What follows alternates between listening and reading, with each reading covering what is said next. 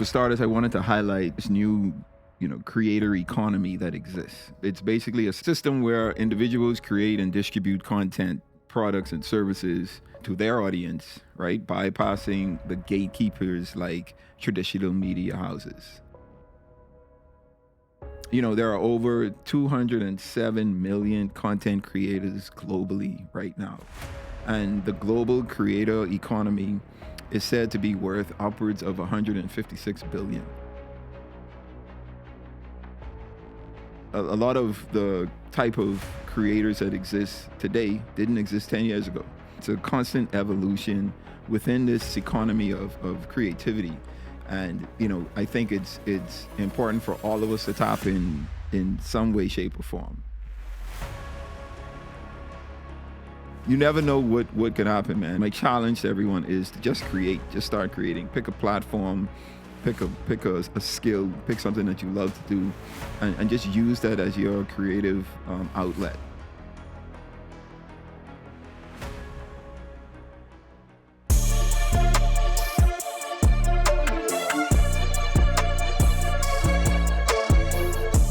All right, what's up, everyone? Welcome to the new episode of the Myles Hype Podcast. This is Myles Jr. I'm your host, and as always, the vision and goal of this podcast is to entertain, educate, and elevate you miles high above your fears, your doubts, and any limitations that you may think exist, always knowing that those limitations only exist in your mind. All right. So what I wanted to discuss today, I in one of my previous pods, I talked about creativity and how to spark our inner creativity, right? Because I feel like all of us as individuals, like all of us are creatives. All of us were created to create. And in that sense, I wanted to discuss how we can create or the things that we can create and the opportunities out there for each of us to take advantage of our individual creativity, right? So for starters, I wanted to highlight this new creator economy that exists, and it's basically a system where individuals create and distribute content, products and services to their audience, right? Bypassing the gatekeepers like traditional media houses. This is a new era of content creation, a new era of the ability for us as individuals to not have to go through the traditional sense of getting content or getting products or services from business to consumers, right? We're able now to bypass the middleman. And it kind of all started with the rise of blogs in the early 2000s. This was around the time when I was graduating high school. So I remember that time very vividly, right? There were these bloggers, which they were termed, and these were individuals who, they had different aspects of either products or services that they highlighted and that they spoke about and that they brought into their audience, right? And they were able to create a following for themselves of individuals who shared their interests. And people were able to share their thoughts and were able to monetize the sharing of those thoughts through the ads that were able to be purchased on their blogs, right? That slowly evolved into vlogging, which is persons who were, some were traditional bloggers that eventually went into doing the video aspect of blogging, which is called vlogging. And that brought in a new push in the creative economy because it created new avenues for individuals to express themselves, right? With YouTube, especially with YouTube coming on stream in 2005, right? Individuals were able to create and when YouTube first came on, there were only a handful of vloggers that took advantage of the platform, right? Because YouTube was essentially a place where you went to just watch videos, right? Music videos, movie trailers, stuff like that. And it slowly gravitated towards vloggers or bloggers turning into videography in the way that they were able to deliver their content. And with that, with YouTube coming on stream and vlogging taking off, that birthed the era of the influencer. Influencers are individuals that are able and are still able, were able and are still able to monetize their following with brand partnerships and sponsorships.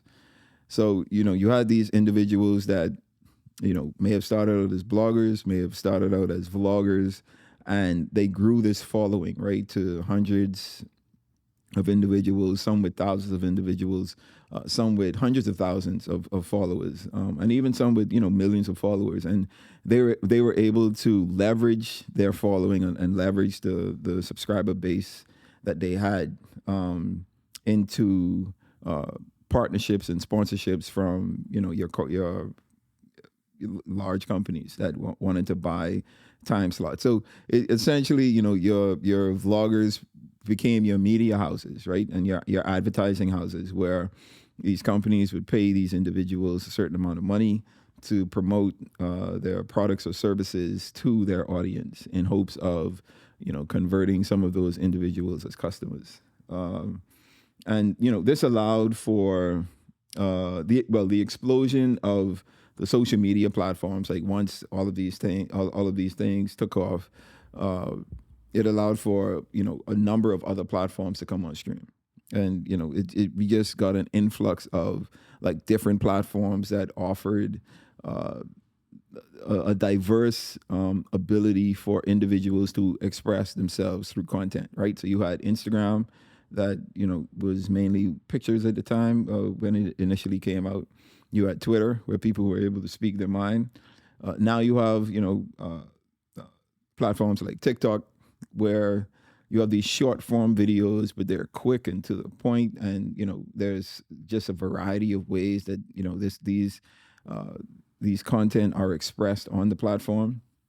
Now and then you have Twitch, which it houses streamers, right? People who literally sit in front of a camera for an extended period of time, whether they're gaming, whether they're just talking, whether they're just going through life and allowing you to come along with them. Then you have platforms like Patreon and Substack as well. All of these platforms have came about in the last 15 to 20 years, and it's all because of the boom of the creator economy, right? This economy that has been established because people have taken advantage of the skills that they possess in being able to create content, being able to create a space for themselves to connect with individuals that are like-minded or that share, the interests that they share. There are over 207 million content creators globally right now. And the global creator economy is said to be worth upwards of 156 billion.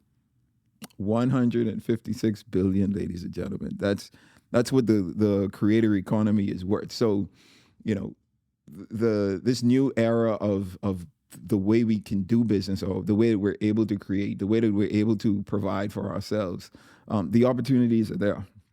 And I think it's important that we take advantage of it, right? Because you have different types of content creators. You have different levels of content creators. You have content creators that focus on fitness, right? You have your fitness content creators. I have one of the guys I brought on the pod earlier this year, or maybe even last year sometime. Theodore, right? He goes by Wolf. Well, it's Next Level Fitness, but we call him Wolf for short. That's his nickname. He does content creation on through his online platforms. He shows how to do particular workouts, how to push yourself beyond your limits or what you think are your limits. He provides some dietary recommendations depending on what your goals are. So there are these content creators that assist us, or that we can get assistance from when it comes to our fitness and our health. And then you have content creators that their primary focus is education, right? So they educate us on different things, whether it's finances, whether it's how to deal with kids, whether it's how to deal with relationships, whether it's how to develop ourselves, right? So there's this education space within the content creation economy, where you have individuals that plug themselves into different aspects and different topics, that they use to educate their audience. And then you have gaming, which has taken off in the last couple of years, right? I know when I was younger, growing up, if you had kids that would sit in front of the game for 4 or 5 hours, the parents would throw a fit, like, cut this game off and go do something productive, right? And in the era we live in now, like, gaming is productive. The gaming, like, individuals have been able to use their skills in being able to play a game, and convert that into being able to make a living, right? To make a substantial amount of money for themselves and their family. And then you have content creators that just does reviews. Now, for me, this is something that I feel is very effective, right? Because I'm a person that loves to travel. I love to go to new places that I haven't been to, or even places that I've been to. Trying to figure out, man, what else can I do in these areas? And you have content creators who go to these places and they do reviews of hotels, they do reviews of experiences, they do reviews of restaurants, they do reviews of airlines and flights and, like, all of these things. And you're able to get a sense of, like, what you like, what you don't like, what place can work for you, what places you may want to stay away from, solely based off the reviews that these content creators are able to do. And they create their channels on these various platforms. I think YouTube is a large platform for this, especially for reviews. And you type in whatever it is you want to type in. So if I'm going to a city and I want to figure out, man, what's the best hotels to stay in the city, right? I would put in literally the best hotels to stay in, said city, and just kind of go through the videos and see which hotels kind of fits my preference. The same with the flights, right? Which airlines work best for me, which seating class, what I prefer on this type of airline. So these content creators are able to give, great reviews of these places that they've been to, and they share their experiences with us, and they do really well with it. A lot of them are able to get free trips, free hotel stays, free meals because of the audience that they are able to interact with, and the response of the audience for the most part, where it's able to boost the revenue that these different companies and these different places are able to earn. A good example of this is Ryan's World, right? And I want to use this kid because this little kid started. He's 12 years old right now, but he started, I think, when he was about 3, like super young. And all his parents had him do was kind of review toys, right? So he would look at toys, kind of review it, and other parents used his reviews and his interaction with these toys as a base for them to decide if they wanted to buy these toys for their kids. Turns out Ryan is a young genius, or maybe his parents are just geniuses. But Ryan had a lot to do with it, right? And he has been able to gain a subscriber base on YouTube of upwards of 30 million people. And the revenue that he's able to generate on an annual basis is $30 million. So we're talking about a 12-year-old kid that his sole, the main thing that he does is review toys, right? These toy companies that create these toys. It started out with him having to buy the toys himself and review them. Now he is inundated with a bunch of toys that these companies send to him now for free for him to review, because they understand the influence and impact that he has on his audience. And he's been able to make a great living for himself and his family. And he, can't even drive a car yet. And so it just shows the capabilities that the creator economy has been able to allow us to experience. When I'm saying creating, like, doing a review, like, you're not creating anything. You're not physically creating anything, right? All you're doing is organizing content, right? You're going through an experience. You're either recording the experience over video, or you're taking notes on the recording, and you present that to your audience in the best way that you are able to. And usually the response from that, it determines whether you're able to make or monetize that content or not. But this is something that is continually evolving, right? Because these a lot of the type of creators that exist today didn't exist 10 years ago. So it's a constant evolution within this within this economy of creativity. And I think it's important for all of us to tap in some way, shape, or form. Like, for me, this podcast is something that I use to express myself, express my experiences, express my creativity, in a sense, right? And I share my thoughts and my views with you, the audience, and hoping that I'm able to impact and influence you in a positive way. And who knows what this is going to turn out to. 10 years from now, I may look back at this episode and be like, go watch this episode, right? See what I'm talking about, see where I'm at. And 10 years removed from that episode, here we are, right? We could be on a large stage in front of a large audience, and me high-fiving and hanging with my high milers out there. Hey, guys. So you never know what could happen, man. But my challenge to everyone is to just start creating. Pick a platform, pick a skill, pick something that you love to do, and just use that as your creative outlet. Where I'm pretty sure you'd be surprised of the amount of individuals in this world that will gravitate to your content because of the way that they're able to relate it to themselves. All right. So the industry has changed from the hobbyist creators to full-time professional creators, right? So it went from people just doing it as a hobby, just something that, hey, this is fun to do, I'm going to do this, to now you have individuals doing this at like a 9 to 5, and they do it. It isn't even an 8-hour job, right? It's a 24-hour job. They consistently are working on their creativity in creating content, and it's allowing them to be successful in the different areas that they operate in. I think of some examples of creators that have really been able to do well for themselves, right? So one of the most subscribed person on YouTube today is an individual called Mr. Beast. Mr. Beast is a Caucasian, awkward guy, right? Wasn't popular in high school, wasn't a popular guy, in his neighborhood. But he had a skill. He had a skill of making people.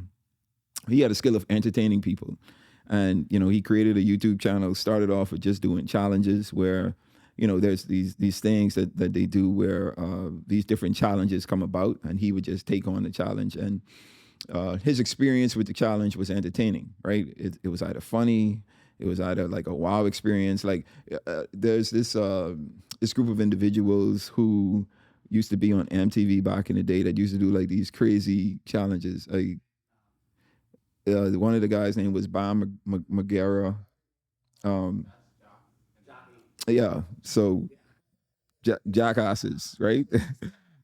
So these guys used to just do a bunch of like crazy stunts, right? And like some of the stunts they got hurt, like some of the stunts they hurt someone else. Like it was just craziness, right? So think of that era of television, and now transition that into like person's YouTube channels, and they just do a bunch of these different stunts for our entertainment. And just as successful as the show was on MTV, it's even more successful now on these video platforms. And Mr. Beast has been able to convert his success into starting his own company. He's a very big philanthropic individual. He gives away a lot, does a lot for others, and he's been able to garner a net worth. They say, his net worth is around $1 billion now, right? So you have someone who has started from nothing, just started from picking up a camera, turning the lens on himself and recording, to now he's a full-fledged company. He's a full-fledged brand, right? And then you have individuals like Kai Cenat. Now, 4 years ago, I didn't even know who Kai Cenat was. Like, I started to hear his name, and I was like, man, who's this kid people keep talking about? And I don't understand what he does. Like, I always see him in the front of a screen talking to the screen, and he's very hyper, like super loud and energetic. And it's like, man, I don't understand what's going on. And a couple of years later, as he evolved in his streaming, because he is a streamer, right? And he is the most subscribed streamer on Twitch, and he has a subscriber base of, I think it's upwards of 300,000 people. So you know. The subscription isn't just you clicking a button and saying, hey, I'm going to follow and subscribe to this person. Subscription is, I'm going to pay, I think the minimum amount on Twitch is about $5, right? So I'm paying $5 to be a part of this individual's community, right? And he has over 300,000 individuals subscribed to him. So, you guys can do the math, right? He's doing very well for himself. And it's all because of him, taking advantage of the platforms and the opportunities that are available to him. And then you have other streamers like, Aiden Ross, and, Kai has a group called AMP. And man, there's like, my wife and I always have this conversation. And I'm like, man, there are 8 billion people in this world, right? And, like I said earlier, there's over 207 million content creators that exist in the world today. And I'm sure that number is constantly growing.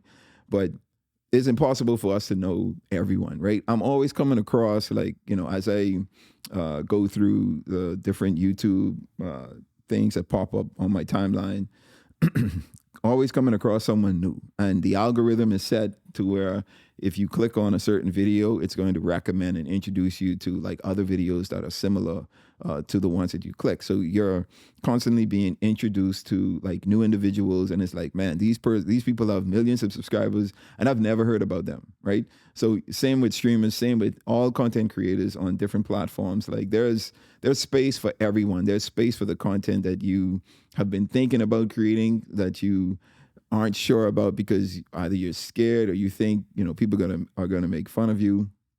Sometimes we just have to get out of our own way, because we never know the things that we put out there, the things that we create, how effective it's going to be, not only for the individuals that we're presenting it to, but for ourselves, right? Being able to make a living for ourselves. And the streamers have now turned into like radio or like the TV. Like very rarely do individuals watch like network television now. It's dying. I saw a stat recently where it says, in the next 10 years, network television won't exist. And you can see that, right? Because all of these network houses are transitioning into online-based platforms, right? And you have, like, for example, the NBA has now partnered with Prime, Amazon Prime, have partnered with YouTube.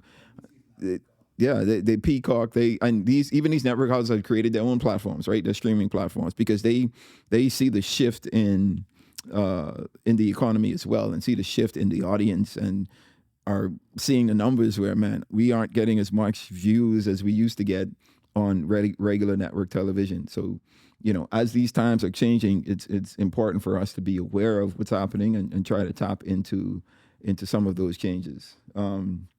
And what I was saying was, some of these streamers are, I saw in the U.S. presidential race right now, you had Trump, who is trying to be the next president of the United States, or he's doing his campaign.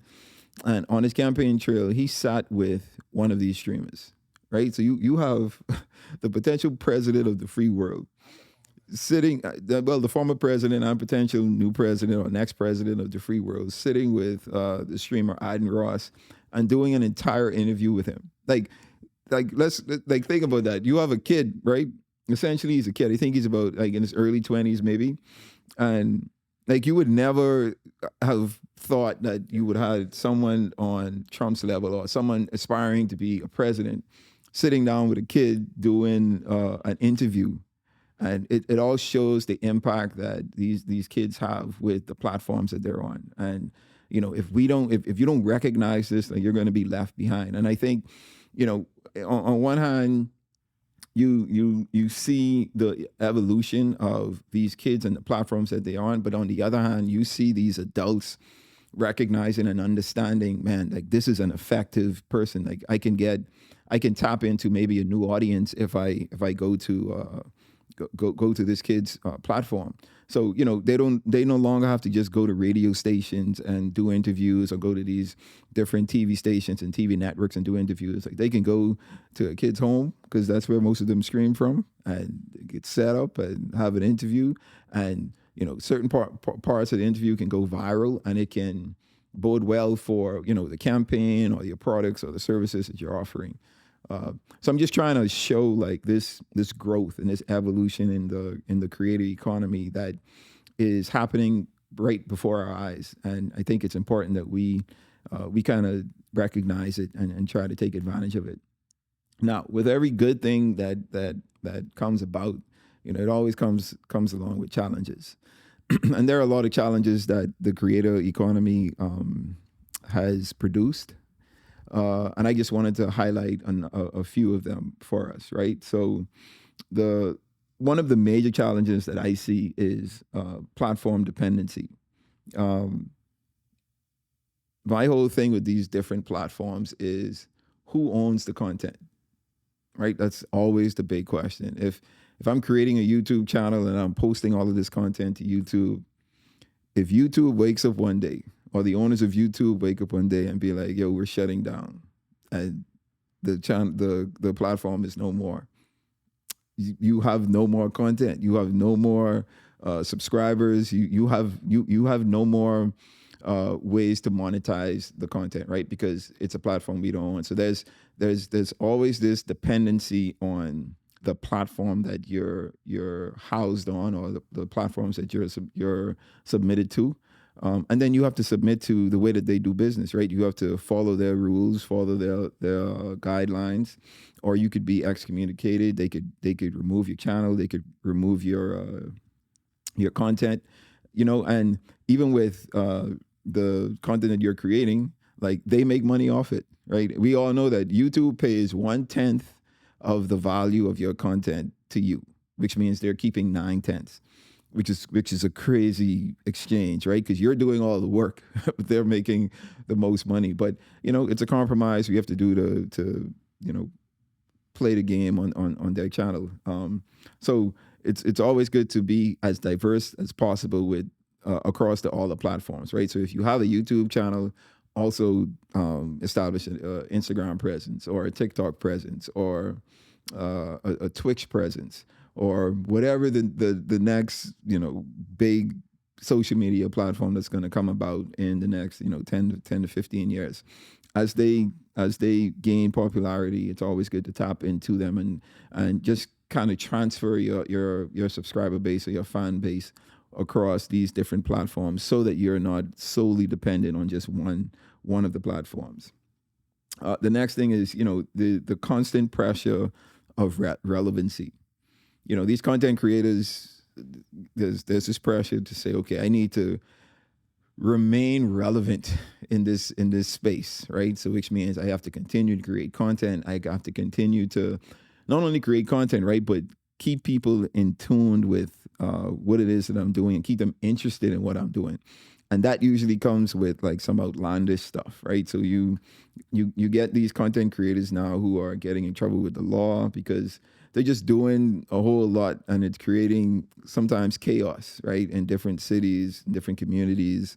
Um, and even that in and of itself is good for content, right? Because people like to see, man, let's look at the trouble these kids are getting into, or these creators are getting into.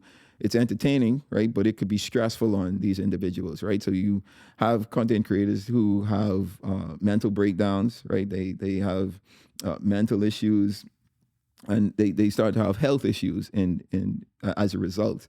And then a lot of them start to get burned out because they're just exerting so much energy to try and remain relevant and stay up to date with content, and tapping into continuing to tap into their subscriber base.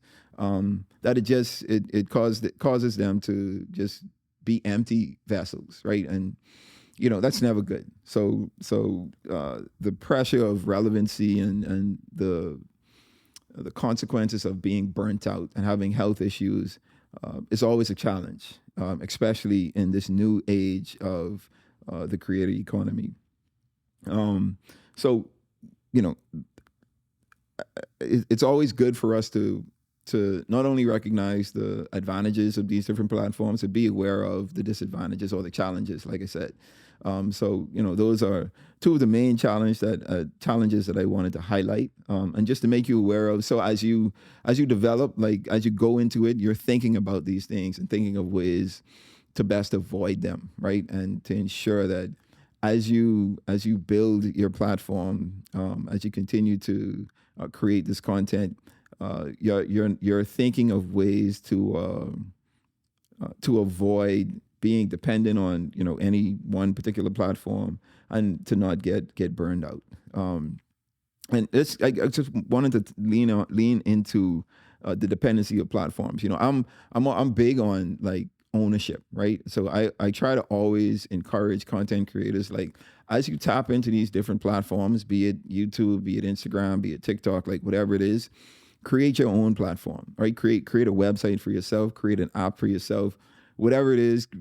Create something that you own, that no one can affect, right? And as you gain notoriety on these other platforms, channel people to your platforms, the things that you control, or the things that you have the most control over.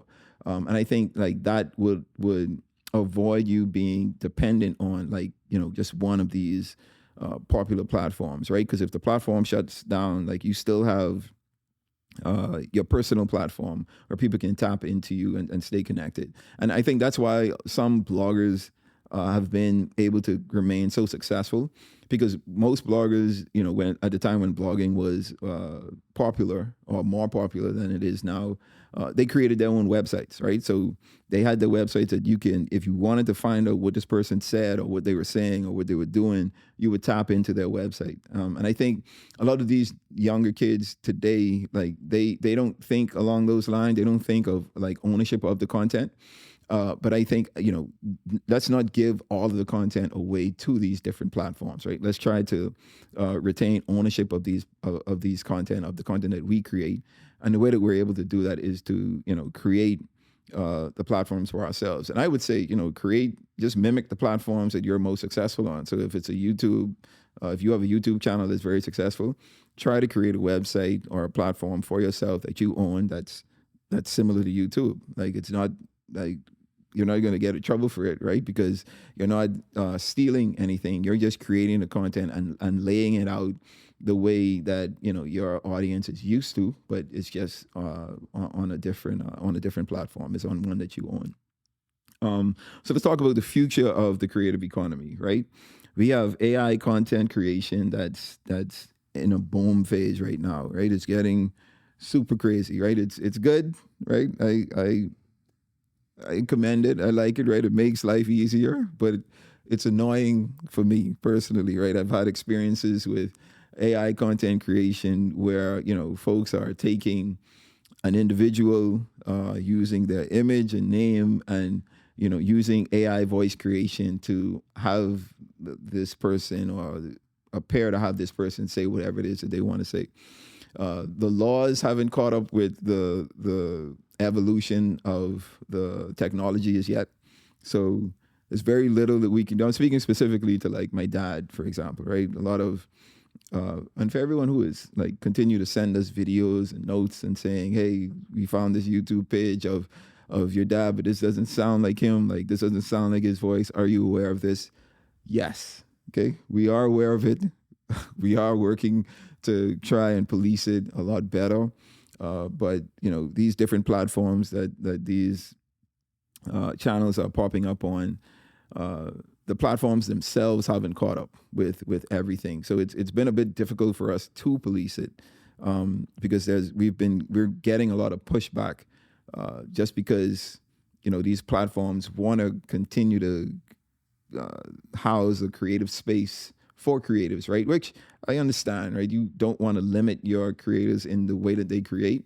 But when it comes to like stealing intellectual property, or stealing a brand, right, or someone's name or image, we have to draw the line somewhere. So we're working on it, right? And the good that comes with AI content creation, there's a lot of challenges that comes along with it as well. But it's the future. It's the future of the creative economy and the creator economy. And as I think as we evolve, the policing and the regulations are going to get better. But I think the content creation is going to get better as well, right? I think we're not going to be able to tell the difference from what was created with AI and what is created by an actual human being. Another thing is the community that's able to be built, and direct engagement. And I think this is going to be one of the major assets that creators have when it comes to building their brand, right? Because again, you're able to establish your presence and your brand on these platforms, and you're able to have a direct connection with your audience. And with that, you can do like as much as you want. Like I'll give you an example. So I mentioned Kai Cenat, and all of these streamers. Like Kai isn't the only person that has done this, but they would, they have these followings or whatever. Another content creator is Speed. I was supposed to mention Speed. So I don't even know Speed's real name. I just know that they call this guy Speed, and Speed is that boy crazy. Okay, he is but crazy in a good way, right? He is like super athletic, super energetic. Like Speed can do a whole lot of things, but people love him, right? And it's like, but this guy is a bit too wild for me, right? He's loud, he's obnoxious, he's like, but he has fun doing it, and these kids, and when we talk about direct engagement, like they would travel to like different states, different cities, even different countries, right? And they would announce to their fan base, "Hey, I'm here in XYZ city, just pop up on me," and it would turn into complete mayhem, right? There would be thousands of kids, thousands of individuals that come to the location where these streamers are, and they would crowd the streets. They would crowd the stores. It would just become a ruckus, right? And Kai did it in New York a couple of years ago, and he ended up getting arrested because I forget what the charge was, but it was exciting a riot, or it was something along those lines, and he like got arrested for it. And it, like if you guys get an opportunity, go to YouTube and just type in Kai Cenat New York riot, right? And I'm sure the video is going to come up, and you're just going to see like the effectiveness that these streamers have with their audience, and saying that, "Hey, I'm going to pop up here, you guys turn up here," and the kids that turn out for it, it just shows the impact and influence that these streamers have. And I feel like that's going to evolve into something greater, right? Where these influencers and these creators are able to say, "Hey, I'm having this event, I'm doing this pop up. I'm going to be in this city. I'm going to be in that country. I want you guys to turn out." And they're going to do numbers that we've never seen before, and it's all because they're taking advantage of the creative economy that they operate in. And then it's the creator. The creators are going to be able to create their own brands. I think that's the next step. So you're going to have these creators who are able now to create their following, and they're now going to be able to produce products like merchandise, whether it's whatever it is that they do. They're going to be able to create merch. They're going to be able to develop their own subscriber base. They're going to be able to develop their service lines, right? Offer a service. And then they're going to be able to start their own businesses, right? For startups, or partner with large companies to do startups. Like Kai Cenat was able to get a shoe deal from Nike. Aden Ross has done a deal with a number of Fortune 500 companies where he's been able to get endorsements and sponsorships, where he's making like a good amount of money. And it just shows the impact that these kids are able to have, these influencers, and let me stop calling them kids, the impact that these influencers are able to have on these different platforms, all because they're swallowing their pride and they're taking advantage of the opportunities that are in the front of them. And I think as the technology evolves and as the economy evolves, they're going to be able to do a whole lot more. Like I truly think we're going to be able to see our first creative that turns. But I guess Mr. Beast has already done it, because if he is valued at $1 billion, right? But you're going to see more individuals be able to do that solely off of just creating content and being able to create a subscriber base. I personally think that the next phase, or the next best thing that's going to come in the creative economy is subscribers. Like if you can think of a way to develop a platform that you can get paid subscribers to, like you wouldn't need like millions of followers. Like you wouldn't need even hundreds of thousands of followers. Like you could get a couple thousand followers to follow you and decide to pay or subscribe to your platform. Like you're going to be able to make a great living. And like I said, like there's so much, there's a large audience out there, right? And there's a lot of people that feel the same way we feel, think the same way we think, and that we can relate to, and that can relate to us, right? And I think as we continue to produce content, you'll be surprised how much people appreciate what you do and want to tap in with you. And that tapping could be just by, liking, comment, and some would even, pay to subscribe to be a part of the community that you're building. So I think, community building and subscriber-based platforms where we're able to produce subscriptions for ourselves, I think that's going to be the next big boom. And I think everyone, all of us as creatives, if we can think of a way that we can tap into that somehow, whatever it is that you do, like think of how can I tap into this subscriber base boom that's going to come. I think all of us are going to prove to be successful in that aspect. All right. So you're a creative, or you want to be a creative, and you don't know where to start or what to do. So I want to leave with you some practical tips on how you can expand your creativity and tap into this creator economy that we've been talking about today. The first one is to find your niche. You're not going to be able to affect or appease the entire market, right? So find your tribe, find your niche market. What it is that I like doing. Do I like to do reviews? Do I like to just educate people on specific things or different things? Do I like to express my love of cooking, and trying these different recipes and putting these recipes out there? There's just a plethora of things that you can do to find a niche market for you, where people are going to subscribe or even just pay attention to you, right? Watch your videos and comment and interact with you on these different platforms. So find your niche. The next is to build your brand, right? And when I say brand, I'm talking about like create a logo, create a brand identity for yourself on the platform. So like when people see your logo, or they see the color scheme of your brand, they see anything that is associated with your brand, they're able to identify it with you. So creating a brand is important. I think branding is something that if you don't know or have no idea how to brand, get educated on it. Right? Take a course, read a book. There's so much content out there that we are able to use to teach ourselves on how to create a brand, how to effectively create a brand. but build your brand in the process as you continue to develop and create content. And then the next thing is to monetize, find the best ways to monetize the content. And again, that can come through ads, that could come through sponsorships, that can come through partnerships, and then that could come through developing a subscriber base.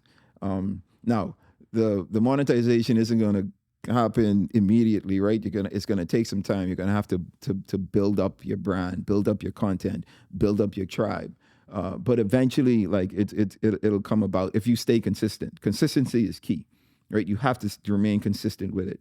That's why it's important to find a niche market that is effortless for you, right? It's not something that you see someone else doing and you want to imitate that, but eventually you're going to get burnt out because it's not something that's fun to you or something that you like to do, right? So you find something that is easy for you to do, comes natural to you, something that you're able to create content in and with, and create relatable content at that, and then be able to have an audience that's able to tap in with you on these various platforms. And then finally, stay authentic and ethical. I think audiences love and are drawn to genuine people, right? People that they can relate to. I always tell people, like, man, the best person that you can be is yourself. And the best story that you can tell is your story. That's all it is. That's all authenticity is. Authenticity is being you. Just showing who you are, the type of individual that you are, on a continual basis. And the more consistent you are with that, the more people are going to believe who they see and who you say that you are. And they're going to be able to, those that relate to you are going to be able to tap in with you and want to tap in with you and become a part of your tribe. So remain authentic. There's too much individuals out here trying to do the same things, right? And it's not effective because, it's not authentic. People genuinely love authenticity, and they express themselves and express their love for individuals because they're able to see them as genuine, and they're able to relate to them on many levels. And I think that's the most important thing, right? To be authentically us, because no one else could be us, right? There's no one else that could be me. No one else could do the things that I do and say the things that I say, not the way that I do it, right? You can do it your way. You may do it better your way, however you want to term that.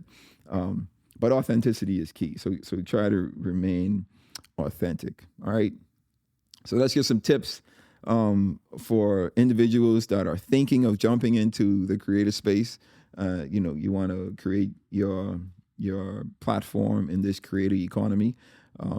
It's open for everyone, right? There's no limitation to who can become a part of this creative space, how to become a part of this creative space, what you can do, or how you can do it. It's a large opportunity that I feel like all of us should be taking advantage of in whatever way is comfortable to you. I've said a whole lot of ways that you can become a creator, but I've also not said a whole lot more of possibilities that exist. So just find what works for you, find what you're comfortable with, and let's create, man. Let's create. Let's tap into not only our creative space, but let's tap into the individuals that need us, right? That need us to create, to inspire and empower them to do the same. All right.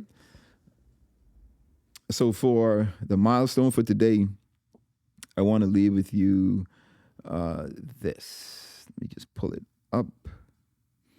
All right. So today's milestone is simply this. You are the creator of your own destiny. That's it. Whatever you want to accomplish in life, whatever you want to achieve, whatever your goals are, it's up to you to create it.